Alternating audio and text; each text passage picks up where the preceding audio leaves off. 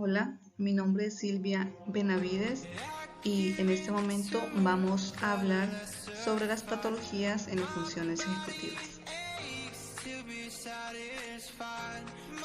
Primero hablaremos sobre los lóbulos frontales, que se consideran son la sede de las funciones cognitivas superiores.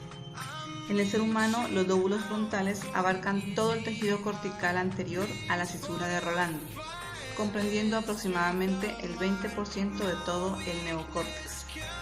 Además del procesamiento de la información sensoriomotora, se ha considerado tradicionalmente que los lóbulos frontales son la parte del cerebro subyacente a aquellos aspectos que nos definen y caracterizan como humanos, como son el lenguaje, la personalidad, la inteligencia, el pensamiento abstracto, las funciones ejecutivas, la cognición social, el control atencional, entre otros.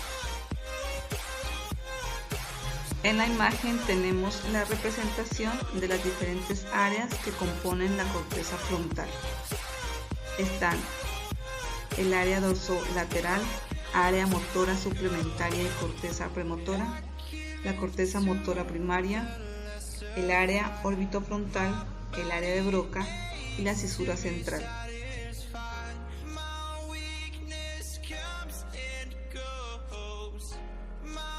Anatomía de los lóbulos frontales. El lóbulo frontal incluye las regiones posteriores de la corteza frontal y la corteza prefrontal. En las regiones posteriores de la corteza frontal o corteza frontal agranular están relacionadas con la actividad motora. Por una parte, corresponden al área motora primaria, que es el área 4 de Brodmann o circunvolución precentral, y por otra el área premotora o área motora de asociación, área 6, 8 campo ocular frontal y 44 área de Broca. Y por otro lado la corteza prefrontal o corteza frontal granular, correspondiente a las áreas 9, 10, 11, 12, 13, 14, 15, 45, 46 y 47 de Brodmann, según se ilustra en la figura. A su vez, la corteza prefrontal se divide en las regiones dorsolateral, mesial y orbital. Los componentes límbicos del lóbulo frontal incluyen el cíngulo anterior y el sector posterior de la superficie frontal orbital.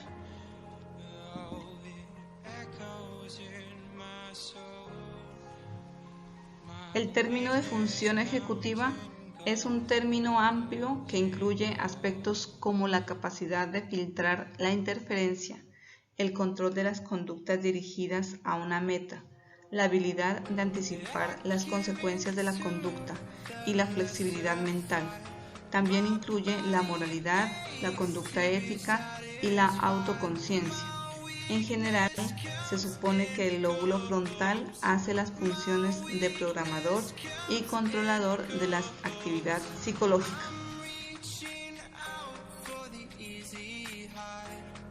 Como por ejemplo en el caso de Phineas Gage, es clásico en la literatura científica y ha logrado que la patología de los lóbulos frontales sea sinónimo del síndrome disejecutivo. Harlow, en 1868, describió el caso de quien era un capataz muy serio y responsable que trabajaba en una compañía de ferrocarriles. Gage sufrió un accidente trágico mientras colocaba explosivos en la línea de ferrocarril, pues una barra de acero atravesó su lóbulo frontal. Con todo logró sobrevivir. Para Harlow, Gage ya no era el mismo, y sus compañeros de trabajo lamentan su conducta grosera, irascible e irresponsable. Hace poco se hizo una reconstrucción de la trayectoria de la barra por medio de imágenes computarizadas y se confirmó que la lesión había afectado ambos lóbulos frontales, en particular la corteza orbitofrontal. Es interesante hacer notar que según el informe de Harlow, las funciones motoras y sensoriales, además de varias habilidades cognitivas como la memoria y el lenguaje, permanecieron intactas engaged, pero su personalidad sufrió cambios dramáticos. Patologías de la corteza prefrontal.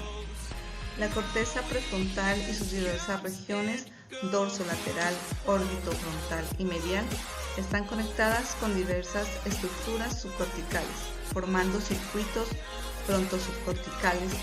Esto explicaría que los síntomas que provoca una lesión frontal sean distintos según la región o circuito afectado.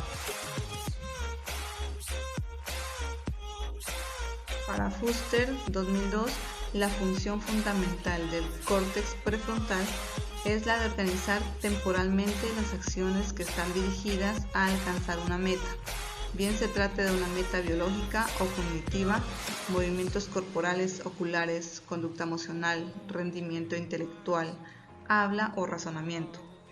El córtex dorsolateral actúa como mediador de una cantidad de estímulos que se reciben de forma independiente y que coinciden en el tiempo con la finalidad de organizar la conducta para un fin determinado. La corteza orbitofrontal es la región del lóbulo frontal del cerebro relacionada con el procesamiento cognitivo de la toma de decisiones. Para Damasio, 1994, el papel inhibitorio del córtex orbitofrontal se extiende al control emocional. Este autor considera que los cambios de conducta que se producen tras una lesión en el córtex orbital reflejan una imposibilidad de implicar el procesamiento de las emociones en la respuesta a situaciones complejas.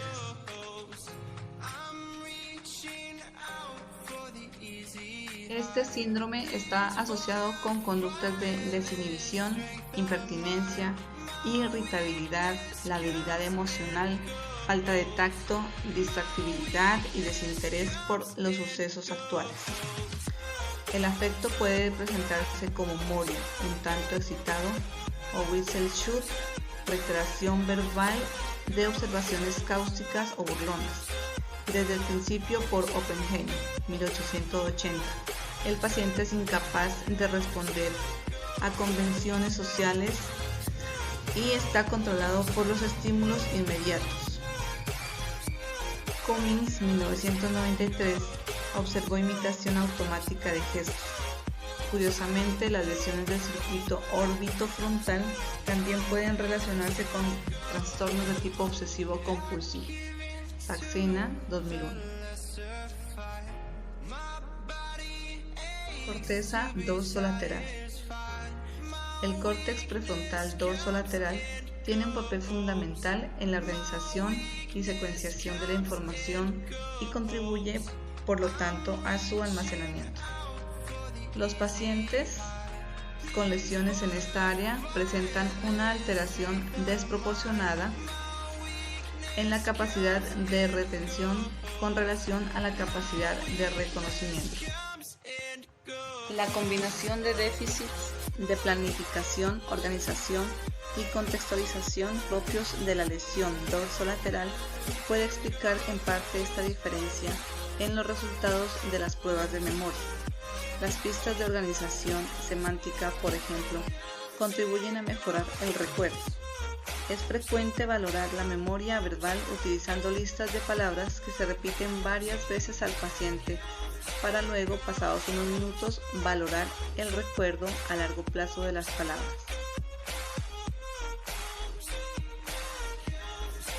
Las lesiones dorsolaterales del hemisferio derecho presentan trastornos de tipo no verbal y paralingüístico, y en caso de lesiones dorsolaterales del hemisferio izquierdo, habrá disminución en la fluidez verbal y afasia extrasilviana transcortical motora. La corteza ventromedial. En el año 2007, Goel y Dolan mostraron que los chistes divertidos inducían una activación de la corteza prefrontal ventromedial del hemisferio derecho, mientras que aquellos que implicaban una violación de las normas sociales inducían a una activación de la amígdala derecha y de la corteza orbitofrontal izquierda. Por lo tanto, la región ventromedial desempeña un papel especializado en el procesamiento emocional. Bullman, Rackett y Porrino, 1985, detectaron las entradas desde el área 24 de Brodmann a la región ventral del núcleo estriado, núcleo caudado ventromedial, putamen ventral, núcleo accumbens y tubérculo olfatorio. El daño en este circuito causa apatía o abulia, que es una forma grave de apatía. Las lesiones bilaterales graves en el área frontal media producen mutismo acinético, es decir, el individuo está despierto y posee autoconciencia, pero no inicia ningún tipo de conducta. Ross y Stewart, 1981, ni lo mueve tampoco motivación alguna. El mutismo acinético en caso de lesiones bilaterales graves puede resultar en un paciente que presenta pocos movimientos espontáneos, puede mostrarse incontinente y puede hablar utilizando únicamente monosílabos en respuesta a las preguntas que se le formulan. Tampoco reacciona en términos emocionales, aun con estímulos dolorosos, y se muestra completamente indiferente. Damasio, 1989. En consecuencia, los pacientes con lesión en esta región tendrían dificultades para el acceso a la información afectivo-emocional, tanto crítica y decisiva, durante una toma de decisiones. Damasio, 1996.